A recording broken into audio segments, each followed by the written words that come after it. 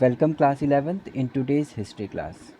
Students, in our previous class we have discussed about gender, literacy and culture of Roman Empire, and today we have to discuss about economic expansion of Empire.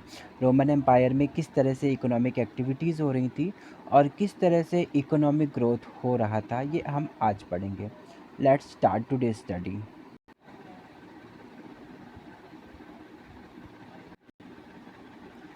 Economic expansion. Students, हम सब ने पढ़ा कि Roman empire का एक large area सी के साथ मर्ज था, सी के साथ जुड़ा हुआ था, है ना, जिसका बहुत बड़ा एडवांटेज रोमन एम्पायर को मिलता है. इतने लार्ज कोस्टल एरिया होने की वजह से रोमन एम्पायर में ट्रेडिंग से रिलेटेड जो एक्टिविटीज़ होनी थी या एक्सपोर्ट इंपोर्ट या किसी भी अदर वे में जो भी एक्टिविटीज़ करनी थी, इंटरेक्ट करना था एक कंट्री को दूसरे कंट्री के साथ, वो बहुत ही आसानी के साथ हो पा रहा था. रोमन एम्पायर उस टाइम पर बहुत हद तक रिच था. किन किन चीज़ों में? कुछ इकोनॉमिक इंफ्रास्ट्रक्चर्स होते हैं जो किसी भी कंट्री के लिए बहुत ज़्यादा ज़रूरी होते हैं इकोनॉमिक दृष्टिकोण से, जिसमें से सबसे पहले जैसे हार्बर यानी हमारे पोर्ट्स, वो पार्ट जहाँ पर हम एक्सपोर्ट इंपोर्ट करने के लिए यूज़ करते हैं, वो प्लेस है ना. अगर हमें एक्सपोर्ट करना है तो उस पोर्ट पर यानी उस हार्बर पर हम क्या करते हैं, लोडिंग करते हैं उन गुड्स की जो हमें एक्सपोर्ट करना है. और अगर कोई चीज़ें इंपोर्ट हो रही हैं तो हमारे पास एक हार्बर चाहिए होता है. तो क्योंकि इसकी कोस्टल बाउंड्री बहुत ज़्यादा थी, यानी हमारे पास पोर्ट्स, हार्बर्स बहुत ज़्यादा अमाउंट में अवेलेबल थे, जो ट्रेडिंग करने के पर्पस से बहुत ज़्यादा यूज़फुल थे. इनके अलावा रोमन एम्पायर के अंदर डिफरेंट टाइप के mines, queries, brick yards, olive oil की फैक्ट्रीज़ और भी बहुत सारी दूसरी चीज़ें जो जिसने इकोनॉमिक एक्सपेंशन को बहुत ज़्यादा ग्रोथ किया रोमन एम्पायर के अंदर. वीट, वाइन, ऑलिव ऑयल जैसी चीज़ें जो कि बहुत ह्यूज अमाउंट में उस टाइम पर कंज्यूम की जा रही थी, यहाँ से एक्सपोर्ट की जाती थी दूसरे कंट्रीज़ में. ठीक है. और ये सारी चीज़ें कहाँ से मेनली जा रही थी? ऑलिव ऑयल और वाइन जैसी चीज़ें मेनली ये स्पेन से जा रही थी, क्योंकि स्पेन और Gallic provinces, North Africa, Egypt और बाद में इटली भी इन सेंटर्स में शामिल हो गया, जो बहुत ज़्यादा अमाउंट में ऑलिव ऑयल और वाइन को एक्सपोर्ट कर रहे थे. इन जगहों पर जो कंडीशंस थी वो बहुत ही ज़्यादा फेवरेबल थी, बेस्ट कंडीशंस थी इन क्रॉप्स के ग्रोथ के लिए, जिसकी वजह से ये सेंटर्स बहुत ज़्यादा इम्पोर्टेंट रोल प्ले करते हैं रोमन इकोनॉमिक एक्सपेंशन के अंदर. ठीक है. अब जो भी कंटेनर्स यूज़ किए जा रहे थे उस टाइम पर, जो पॉट्स यूज़ किए जा रहे थे, जो बर्तन यूज़ किए जा रहे थे, वेसल्स, उनको एम्फोर्स कहा जाता था उस टाइम पर. लिक्विड को कैरी करने के लिए काम आता था, जैसे वाइन और ऑलिव ऑयल ये लिक्विड फॉर्म में होते हैं और इनको एम्फोर्स नाम के कंटेनर्स में रखा जाता था और फिर ये एक्सपोर्ट किए जाते थे. बहुत ज़्यादा अमाउंट में हमारे हिस्टोरियंस को इन एम्फोर्स के फ्रेगमेंट्स मिले हैं, इनके पार्ट्स मिले हैं. ऑलमोस्ट 50 मिलियन वेसल्स इस तरह से हमें मिले हुए हैं रोमन एम्पायर के अंदर, जिससे साफ पता चलता है कि ये जो वेसल्स थे, ये जो बर्तन यूज़ किए जाते थे, वो उनके अमाउंट से ही पता चलता है कि कितने ज़्यादा अमाउंट में ऑलिव ऑयल और वाइन जैसी लिक्विड चीज़ों को एक्सपोर्ट किया जाता रहा होगा. अगर हम इन जो वेसल्स मिले इनकी स्टडी करते हैं तो हम आसानी से समझ सकते हैं कि वो किस यूज़ में आते थे. उसके एविडेंसेस हमको देखने को मिलते हैं मेडिटेरेनियन सी के पास, और ये माना जाता है कि इसी सी के आसपास का जो एरिया था वो ज़्यादातर इन तरह के जो ऑलिव ऑयल और वाइन जैसी चीज़ें थी उनको एक्सपोर्ट करने में यूज़ की जाती थी. यानी ये कुछ मेन सेंटर्स थे जो मेडिटेरेनियन सी के पास के सेंटर्स थे. यहाँ पर स्पेनिश को मेनली ऑलिव ऑयल के लिए जाना जाता था। अगर हम सिर्फ स्पेनिश के ऑलिव ऑयल की भी बात करते हैं तो ये एक बहुत बड़ा एग्जाम्पल है कमर्शियल इंटरप्राइज का, कमर्शियल गुड्स का, जो अपने बहुत ज़्यादा पीक पर पहुँचता है 140 टू 160 के टाइम पर। ये एम्फोर है। इस तरह के कंटेनर्स में लिक्विड जैसे वाइन और ऑलिव ऑयल्स को ट्रांसपोर्ट करने के लिए यूज़ किया जाता था।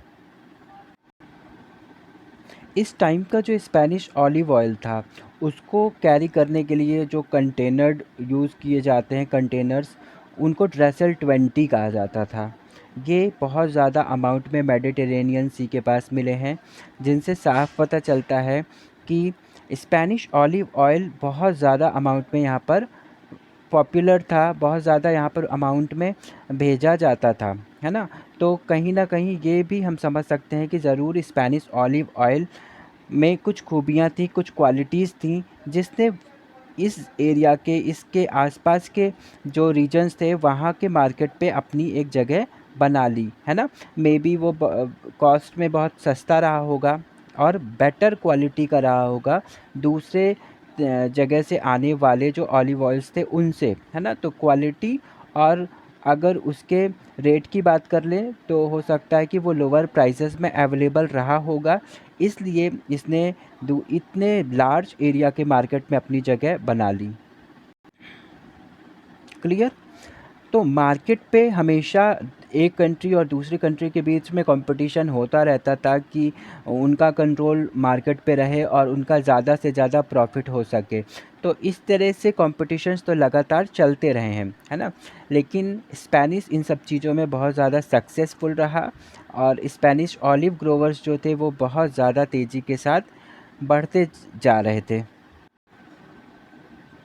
तो जो ऑलिव ऑयल्स के लिए सबसे ज़्यादा स्पेनिश जाना जा रहा था, बाद में वो चेंज होता है कुछ समय के बाद, क्योंकि मे बी उससे अच्छी क्वालिटी और लो प्राइसेस पर नॉर्थ अफ्रीकन प्रोड्यूसर्स इन चीज़ों को मार्केट में अवेलेबल कराते हैं। तो शुरू में स्पेनिश बहुत तेज़ी के साथ मेन एक्सपोर्टर बनता है ऑलिव ऑयल्स का, देन नॉर्थ अफ्रीकन प्रोड्यूसर्स, और इसके बाद धीरे धीरे पाया जाता है कि थर्ड एंड फोर्थ सेंचुरी के टाइम पर या लेटर आफ्टर 425 नॉर्थ अफ्रीकन जो कुछ एरियाज़ थे वो धीरे धीरे इन चीज़ों के मेन एक्सपोर्टर्स बनते जाते हैं। In the later fifth and sixth centuries the Aegean, Southern Asia Minor, Turkey, Syria and Palestine became major exporter of wine and olive oil। ठीक है, तो ये इस तरह का चेंजेस क्यों होता है? इस तरह का चेंजेस भी सिंपल सा आंसर होगा इसका कि इस तरह के अगर चेंजेस हो रहे हैं कि कोई एक मेन प्रोड्यूसर है और बाद में कोई दूसरा उसकी जगह ले लेता है, तो इसका मतलब है कि वो उससे ज़्यादा अच्छे तरीके से उन चीज़ों को अवेलेबल करा रहा है, लो प्राइसेस पे अवेलेबल करा रहा है, और हो सकता है कि उसकी क्वालिटी और ज़्यादा बेटर है पहले वाले कंट्री से ज़्यादा, है ना? पहले वाले जो भी प्रोड्यूसर है उससे ज़्यादा। तो इन रीज़न्स की वजह से टाइम के साथ साथ जैसे जैसे सेंचुरीज चेंज होती गई, हमने पाया कि ऑलिव ऑयल के जो मेन एक्सपोर्टर्स थे वो भी चेंज होते जाते हैं।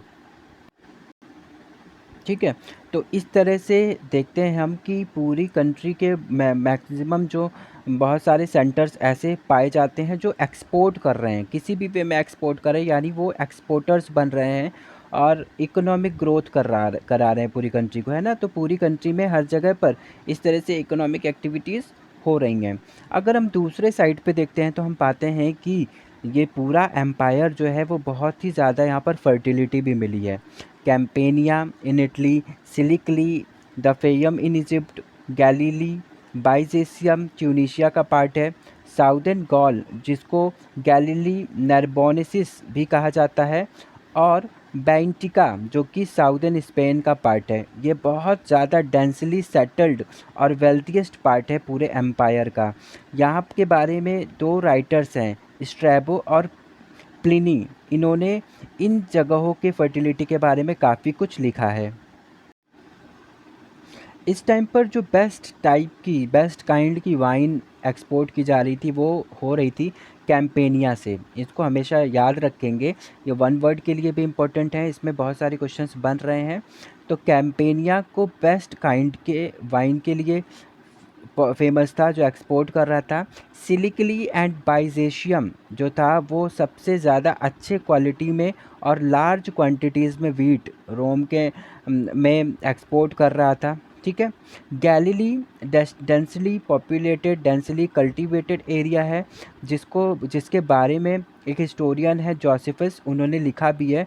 उन्होंने बताया है कि गैलीली का एक एक इंच सॉइल का है ना, गैलीली की सॉइल के एक एक इंच को यूज़ किया जाता है फॉर कल्टीवेशन, और बहुत ज़्यादा से ज़्यादा प्रोडक्शन इस जगह पर किया जाता है। ठीक है। और स्पेनिश ऑलिव ऑयल की अगर हम बात करते हैं तो वहाँ उसके लिए बहुत सारे स्टेट्स थे, है ना। जो स्पेनिश ऑलिव ऑयल है वो बहुत ज़्यादा स्पेन के जितने भी पार्ट्स अंदर पाए जा रहे हैं, जो मेन सेंटर्स हैं, वहाँ पर बहुत ज़्यादा अमाउंट में ऑलिव ऑयल वहाँ से प्रोड्यूस किया जा रहा है और ट्रेडिंग भी किया जा रहा था। और किस चीज़ के साथ किया जा रहा था? स्पेन का साउथ का जो पार्ट था वो ग्वाडलक्विविर नाम की एक रिवर से के साथ जुड़ा हुआ था, उससे लगा हुआ है स्पेन का साउदर्न पार्ट, और जिसके वजह से स्पेन को भी हेल्प मिलती है ट्रेडिंग करने के लिए, है ना, एक्सपोर्ट इंपोर्ट करने में बहुत ज़्यादा हेल्प मिलती है। और ये उसके लोकेशन का एक एडवांटेज है जो कि उसको मिलता है। तो एक तरफ जहाँ हम पाते हैं कि रोमन एम्पायर का एक लार्ज एरिया बहुत सारी इकोनॉमिक एक्टिविटीज़ में लगा हुआ है और ट्रेडिंग कर रहा है, दूसरे साइड पे हम देखते हैं कि रोमन की कुछ टेरिटरीज ऐसी भी थी जो लेस एडवांस्ड थी, बहुत ज़्यादा अच्छा वहाँ पर प्रोडक्शन या इकोनॉमिक ग्रोथ नहीं हो रहा था। फॉर एग्ज़ाम्पल हम देखते हैं तो हमारे जो रोमन एम्पायर है उसमें न्यूमीडिया जो कि मॉडर्न अल्जीरिया का पार्ट है, वहाँ पर टाइम टू टाइम ट्रांसहुमेंस होते रहे। ट्रांसहुमेंस क्या है? ट्रांसहुमेंस एनुअल मूवमेंट्स हैं, जो वहाँ पर रहने वाले जो लोग हैं, वहाँ पर जो भी सिटीजन्स रहते हैं, उनके द्वारा इस तरह के मूवमेंट्स किए जाते थे। क्यों? क्योंकि ये जो पार्ट था, है ना, न्यूमीडिया जो मॉडर्न अल्जीरिया का पार्ट है, वो बहुत ही ज़्यादा पिछड़ा हुआ है। यानी ये किन किन यूज़ में आ रहा है? ये पेस्टोरल और सेमी नोमैडिक कम्युनिटीज़ जो थी वो यहाँ पर रहा करती थी। तो इनके पास कोई पर्टिकुलर जॉब नहीं, कोई पर्टिकुलर ऑक्यूपेशन नहीं होने की वजह से ये लोग लगातार मूव करते रहते थे from one place to another place. और इनका एक जो इनकी हट्स होती थी, जो झोपड़ियाँ होती थी ओवन शेप की, ये अपने साथ कैरी करके चलते थे, है ना, क्योंकि इनका कोई परमानेंट सेटलमेंट नहीं था। तो ये अपने ओवन शेप के हट्स को, जिनको मैपेलिया कहा जाता था, उसको लेकर मूव करते थे। और ऐसे ही रोमन जो एम्पायर है, कई जगह पर ऐसे ही एग्जाम्पल्स देखने को मिलते हैं। जैसे जिस स्पेन की हम बात कर रहे हैं कि वो बहुत ज़्यादा प्रॉस्पेरियस था, उसी स्पेन का नॉर्दर्न पार्ट, जो नॉर्थ का पार्ट है, वो बहुत ही लेस डेवलप्ड था, है ना, बहुत ज़्यादा पिछड़ा हुआ है। और यहाँ पर जो लोग रहते हैं वो बहुत ही कम लोग रहते हैं, और ये लोग सेल्टिक स्पीकिंग लैंग्वेज के हैं, मतलब सेल्टिक लैंग्वेज को बोलने वाले लोग हैं। और ये हिल टॉप पे रहते हैं थे। ठीक है, इस स्पेन में नॉर्थ साइड के हिल टॉप पर रहने वाले विलेजेस में होते थे, और इन विलेजेस को कास्टेला कहा जाता है। ठीक है। तो अगर हम रोमन एम्पायर के इकोनॉमी की बात करते हैं तो इस चीज़ को हमें नहीं भूलना है कि रोमन एम्पायर में भी, इतने प्रॉस्पेरियस एम्पायर के अंदर भी, कुछ ऐसे रीजन्स रहे हैं, कुछ ऐसे क्षेत्र रहे हैं जो कि थोड़े से लेस डेवलप्ड रहे हैं या इकोनॉमिकली बहुत ही बैकवर्ड भी रहे हैं। हमें साथ में ये भी नहीं भूलना होगा कि भले ही ये बहुत ही ज़्यादा पुरानी बात है ना, ये एंशियंट वर्ल्ड की स्टोरी है, और उस टाइम पे हम कल्चरल और इकोनॉमिक लाइफ को बहुत ही बैकवर्ड मान लेते हैं। कई बार हम सोचते हैं कि इतनी पुरानी बात है तो जो चीज़ें उस टाइम पर थी वो बहुत डेवलप्ड नहीं रही होंगी, लेकिन ऐसा नहीं था। रोमन एम्पायर के अंदर बहुत सारे डाइवर्सिफाइड एप्लीकेशंस यूज़ किए जा रहे थे। जैसे वाटर पावर उस टाइम पर यूज़ किया जाता था, जो प्रेजेंट टाइम पर हम भी यूज़ करते हैं। तो उस टाइम पर मेडिटेरेनियन सी में बहुत सारे तरह के वाटर पावर टेक्नोलॉजीज़ को यूज़ किया जाता था। उस टाइम पर वाटर पावर्ड मिलिंग टेक्नोलॉजी भी उसकी भी इन्वेंशन करा जा चुका था और बहुत ही ज़्यादा यूज़ भी किया जा रहा था। इस टाइम पर हाइड्रोलिक माइनिंग टेक्निक्स भी डेवलप्ड हो चुकी थी। स्पेनिश गोल्ड सिल्वर माइंस और गिगेंटिक इंडस्ट्रियल स्केल्स में इन चीज़ों को यूज़ किया जा रहा था, फर्स्ट और सेकंड सेंचुरीज़ के टाइम पर भी। उस टाइम पर वेल डेवलप्ड कमर्शियल और बैंकिंग नेटवर्क की भी शुरुआत हो चुकी थी। प्रेजेंट टाइम की तरह बैंकिंग नेटवर्क भी उस टाइम पर हो चुका था, जहाँ पर आज के जैसे ही एक्टिविटीज़ बैंक्स में किए जाते थे। लोन्स देना, पैसे जमा करना, है ना, डिपॉजिट करना, विड्रॉल करना, वो सारी चीज़ें बैंक में उस टाइम पर भी की जाने लगी थी। तो ये सारी चीज़ें जो रोमन एम्पायर में हो रही थी, ये इंडिकेशन इस बात की थी कि हम रोमन इकोनॉमी को पिछड़ा नहीं मान सकते। यानी रोमन इकोनॉमी बहुत ही वेल डेवलप्ड थी और बहुत ही ज़्यादा एक्सपैंड कर चुकी थी।